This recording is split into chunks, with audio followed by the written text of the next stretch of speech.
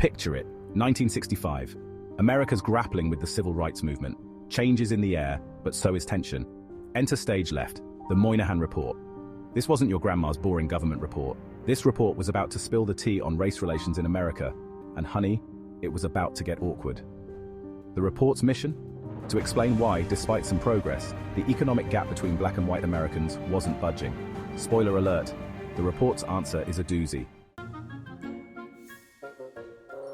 The Moynihan Report started off strong, highlighting the obvious.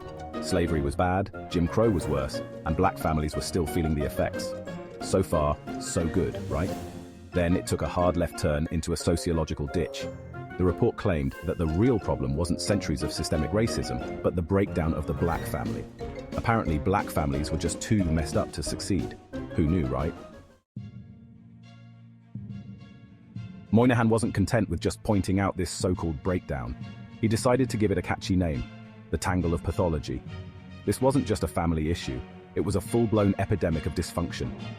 Single mothers, absent fathers, high crime rates, blame it on the tangle. It was like Moynihan had discovered a new disease, and its symptoms were being black in America. Talk about a diagnosis. Section 4. The matriarch, public enemy number 1. According to this report, anyway. Now, let's talk about the real villain of the Moynihan Report, the black matriarch. This report, published in the 1960s, pointed fingers at the very women who were the backbone of their families. You know, those strong, resilient women who held their families together through centuries of struggle.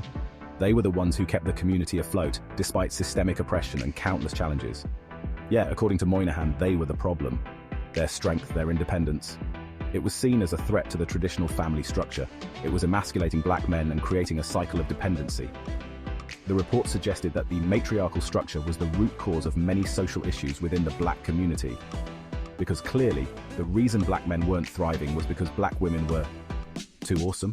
Makes sense. The narrative ignored the broader context of systemic racism and economic disenfranchisement. Instead of addressing these larger issues, the report chose to blame the very women who were fighting to keep their families and communities together. It's a classic case of misdirection and scapegoating. Section 5. A nation's grand plan. Fix the black family. Fix everything. So what was the solution to this tangle of pathology? The idea was simple, yet deeply flawed. Simple. Fix the black family. The belief was that if black families could emulate the structure and lifestyle of white families, all societal issues would magically disappear. If black families could just be more like white families, everything would be peachy. Poverty? Solved. Crime? Gone. The notion was that the American dream was within reach for everyone, as long as they fit into a certain mold. Systemic racism? Who cares, as long as everyone had 2.5 kids and a white picket fence? This oversimplified solution ignored the complex realities of systemic issues. It was a classic case of blaming the victim and ignoring the giant elephant in the room, centuries of oppression and inequality.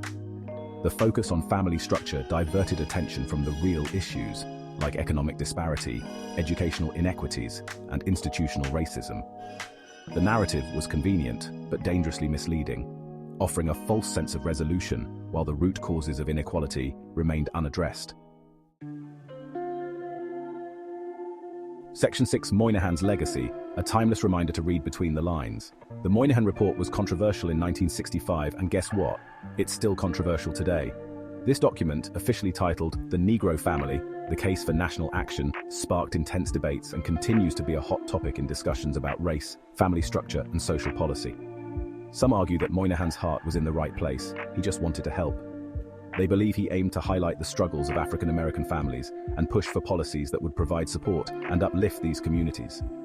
Others say the report was just a fancy way of dressing up old racist stereotypes.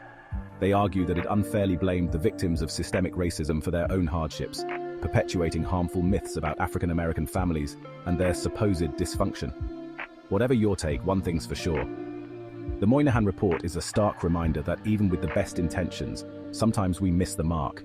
It shows how complex social issues can be and how easy it is to oversimplify them, leading to solutions that might do more harm than good. It's a reminder to question everything, think critically, and never be afraid to call BS when you see it. In a world where information is abundant and often conflicting, developing a critical eye is more important than ever. Now let's hear your thoughts.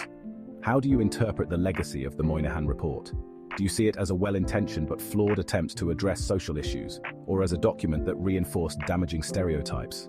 Was Moynihan a well-meaning but misguided soul? Or was this a masterclass in subtle racism? The debate continues, and your perspective is a valuable part of this ongoing conversation. Hit the comments and let's discuss. Your insights and opinions can help us all understand this complex issue better. Let's dive deep and read between the lines together. If you like this video, be sure to like and subscribe.